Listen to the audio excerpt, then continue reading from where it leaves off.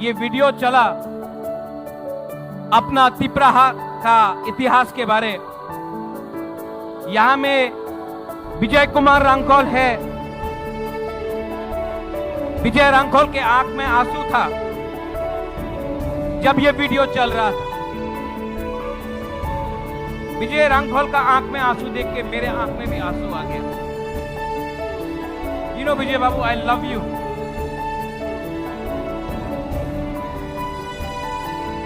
I see your sacrifice, Vijay Babu. I salute you. विजय रांखोल का आंख में आंसू मैं कभी नहीं देखा, आज पहला बार देखा मैंने। और वो आंसू अपने लिए नहीं है, हमारा तिपरासा के लिए है।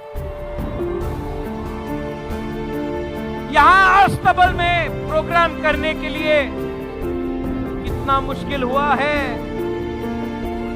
अगरतला में कांग्रेस पार्टी रैली कर सकता है, किसी को आपत्ति नहीं है।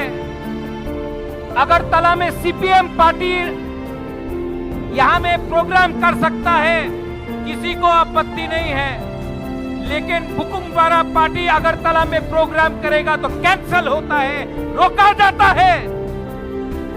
लेकिन थानसा था ना, थानसा है ना, तो दिखा दिया आज अगरतला में तिपरासा का पावर को।